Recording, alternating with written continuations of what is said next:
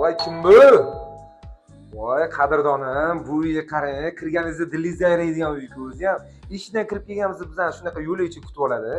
Hamma joylari yangi remontdan chiqqan. Bu eng qizig'i, bu xonadonimizda hali hech kim turmagan. Yo'lovchidan kirib kelganingizda chap tomonda yotoqxonamizni kutib oladi. Mana yotoqxonalar ham yangi mebellar qo'yib qo'ygan. Bu yoqda esa mehmonxonamiz. Mana mehmonxonamiz ham yangi remont qo'ygan. Uskunalarni ham eng zo'rlari qo'yilgan. Endi yo'ldan chiqib kelganimizda o'ng tomonga burilganimizda bizni mana hojatxona kutib oladi. Yonda esa hammomimiz kutib oladi. Voy sizlarga endi men eng qiziq joyini aytadigan bo'lsam, opa-singillarim. Sizlarni mana shunaqa chiroyligina oshxonamizni kutib oladi. Mana uy egalari yangi xolodilniklargacha qo'yib qo'ygan. Bu yoqda hali hech kim yashamagan mana. Kir mashinalarigacha ham yangi. Mana shuni takliflarni ham ko'rsatib qo'ying.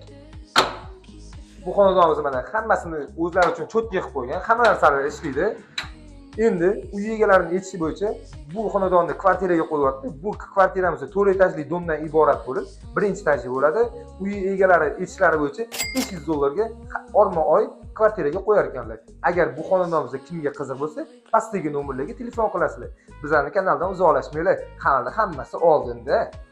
Endi sizlarga eng qiziq joyini aytadigan bo'lsam, manzilimiz Toshkent viloyati Yangiyo'l shahar, hamma bilgan Konterskiy akvaparkning yonidagi yangi bitgan novostrojka uyimiz.